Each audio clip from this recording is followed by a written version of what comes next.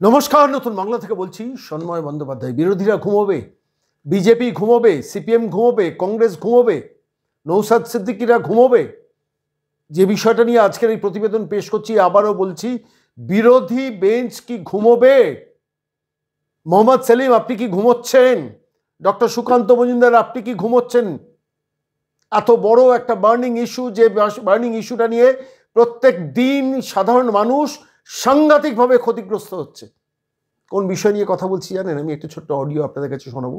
সৌরভবাবু, এক ভদ্রলোক আমাদের কাছে দপ্তরে ফোন করেছেন, ভারী প্রাসঙ্গিক একটা ঘটনা বললেন।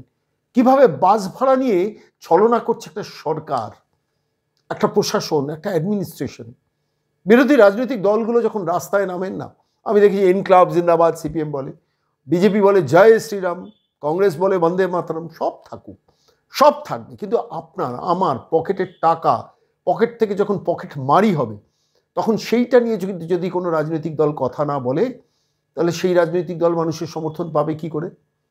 প্রশ্নটা ভাবুন। আমি সেই কথাটা বলছি, মানুষের পকেটে যখন টান পড়ে, তখন সেই পকেটের টান নিয়ে বহু রাজনৈতিক দল কথা বলে। ধরুন, গ্যাসের দাম বাড়লো কেন? বিজেপি সরকার জবাব দাও। অমুকের জিনিসপত্রের দাম বাড়ছে কেন? তৃণমূল সরকার জবাব দাও। এসব স্লোগান শুনে তো আমরা অভ্যস্ত, কিন্তু মানুষের প্রত্যেক দিন কিভাবে প্রতারিত হন। আপনি বাসের যদি যাত্রী হন, আপনার নিশ্চিতভাবে কেউ না কেউ কোনো না কোনোভাবে আপনার পরিবার বাসে ওঠেন, প্রাইভেট বাসে উঠতে পারেন, সরকারি বাসে উঠতে পারেন। তো সেই বাসে ওঠার পর সেই বাসে কোনো নির্দিষ্ট ভাড়া আছে? বুকে হাত দিয়ে বলতে পারেন?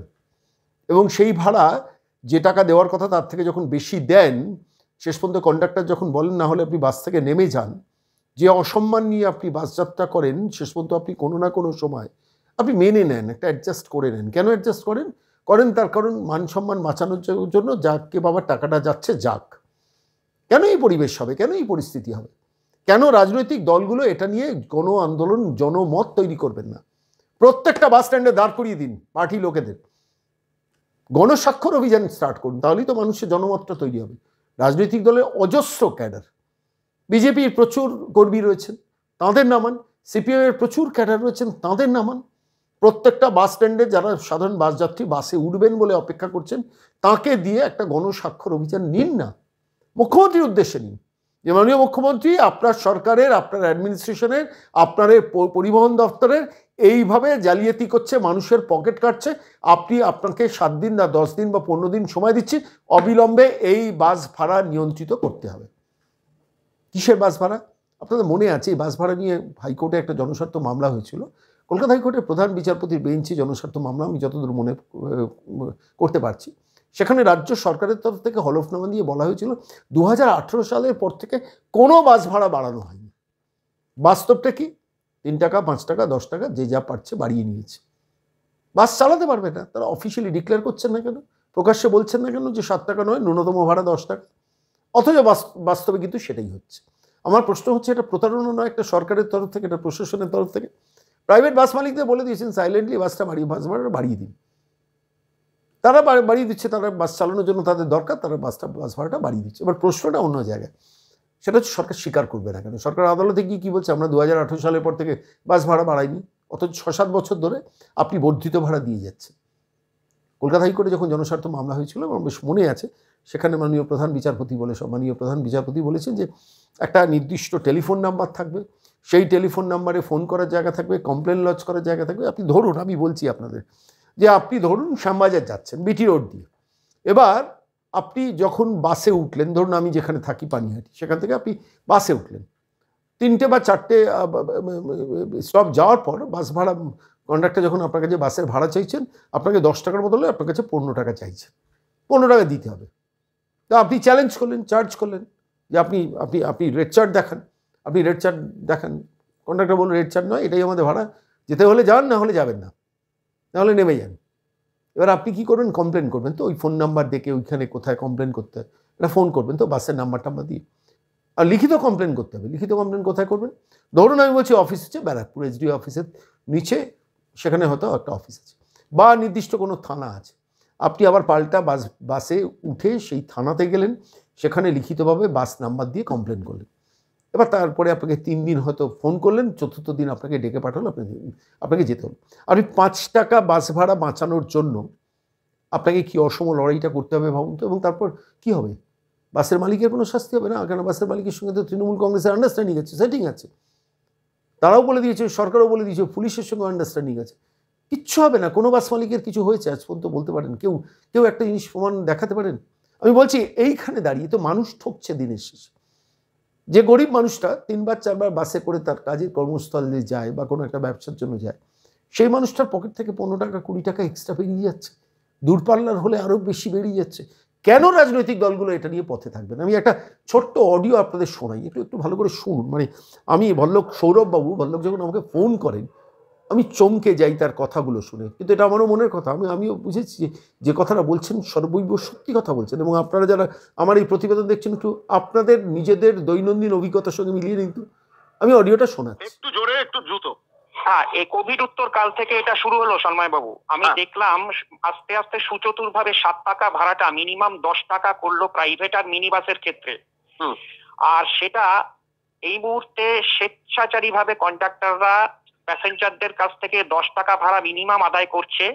এমনকি 10 টাকার পর যে সীমা, সেটা হচ্ছে আরো স্বেচ্ছাচারিতা। একই ডিস্টেন্সে মিনি বাস কোনো জায়গায় 12 টাকা ভাড়া নিচ্ছে, সেই ডিস্টেন্স থেকে রিটার্নে আরেক মিনি বাসের কন্ডাক্টর নিচ্ছে 15 টাকা। যখন তাকে জিজ্ঞেস করা হচ্ছে যাতে দাদা 12 টাকাতে তো এলাম, বলছে জানি না কে নিয়েছে, সেটা তার ব্যাপার, ভাড়া 15 টাকা।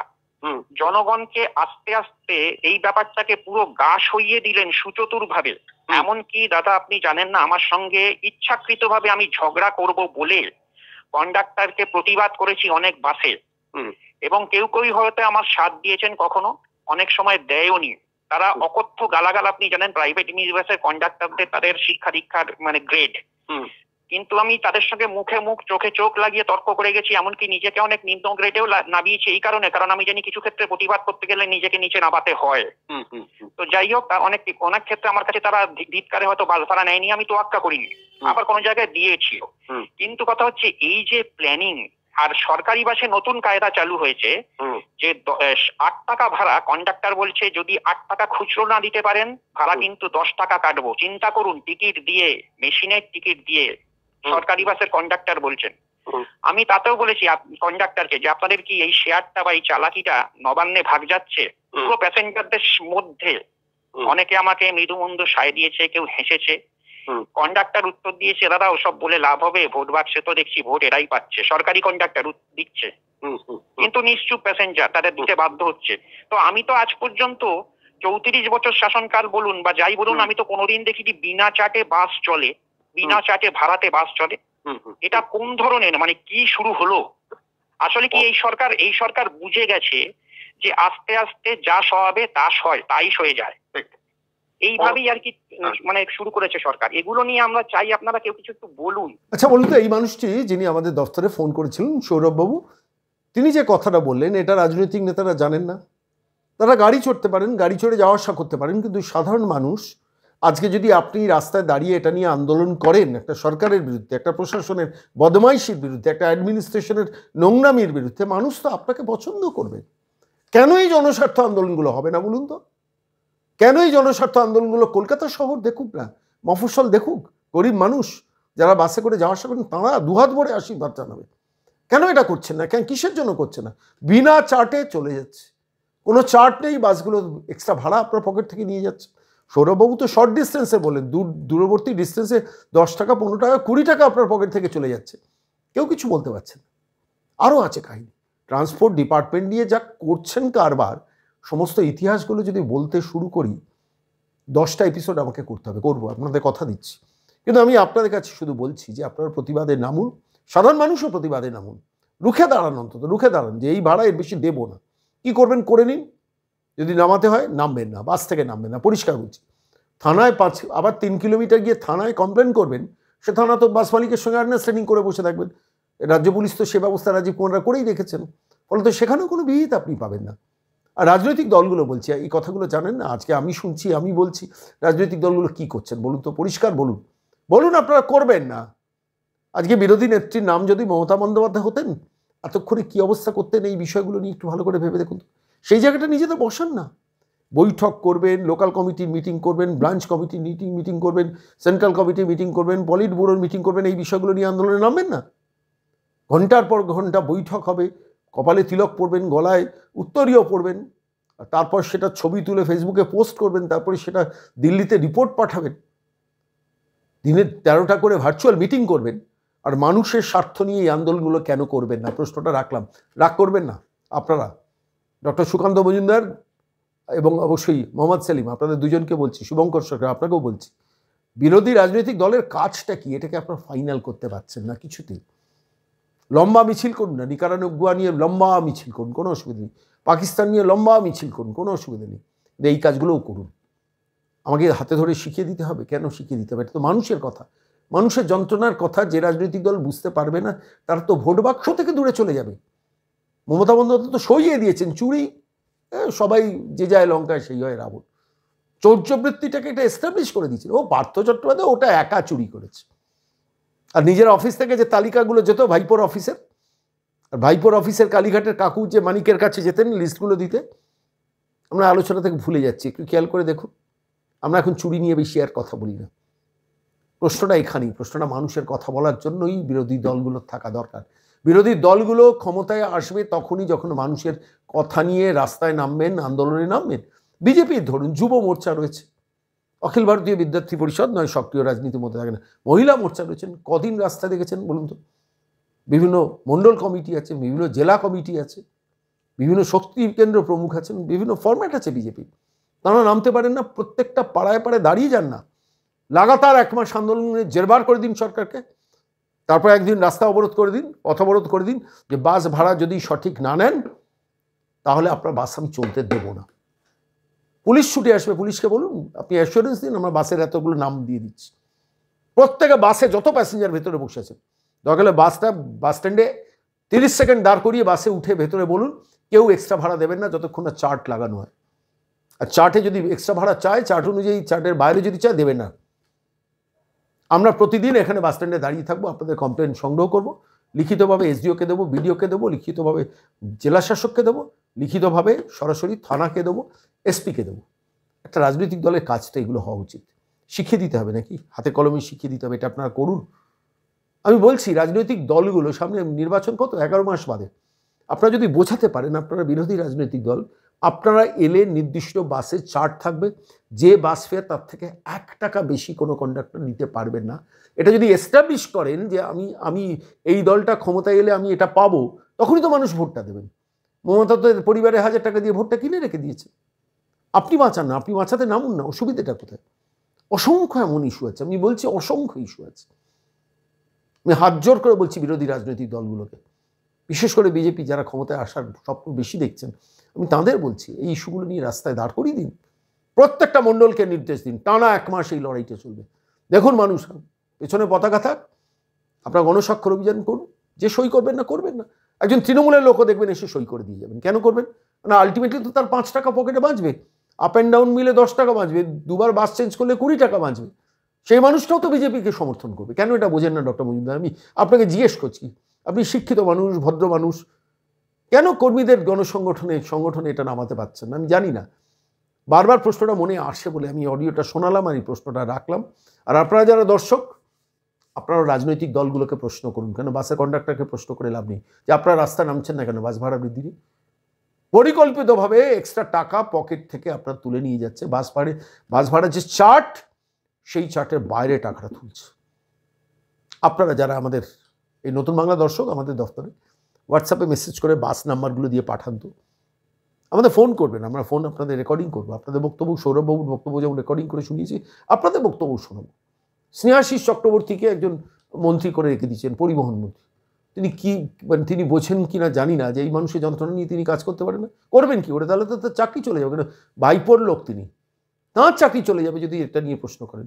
মুখে এক, কাজে এক, বাস ভাড়া রেট চার্ট এক, আপনি গুনছেন এক। দিনের শেষে শুধু আপনি ক্ষতিগ্রস্ত হচ্ছেন না, আমি বলছি দিনের শেষে আপনি ক্ষতিগ্রস্ত হচ্ছেন। পরিবহন দফতরটাকে প্র্যাকটিক্যালি মুখ্যমন্ত্রী মমতা বন্দ্যোপাধ্যায় তুলে দিয়েছেন। কেউ কথা বলেন দেখেন, গণশক্তিতে মাঝে মাঝে একটু নিউজ বেরোয়, তার বাইরে বামপন্থী রাজনৈতিক নেতারা 33টা ইস্যুর মধ্যে ওই বাস ভাড়া বৃদ্ধিটাকে হয়তো ঢুকিয়ে দেবেন। বলতে যান মানে আপনি বেশি বোঝেন, থামেন তো, বসে থামিয়ে দেবেন। বিজেপির নেতারা দিনে কতগুলো বৈঠক করেন মানুষগুলো বলুন তো। সেই বৈঠক থেকে 2-3টে বৈঠক কাটেল করুন না। সকাল 6টায় উঠে ভার্চুয়াল বৈঠক, 8টায়, 10টায়, 12টায়, 2টোয়, 4টে, 6টা, 8টা, 10টা, রাত 12টা পর্যন্ত ভার্চুয়াল মিটিং এরা ব্যস্ত থাকে। আমি শুনেছি, বিজেপি নেতাদের কাছ থেকে শুনেছি।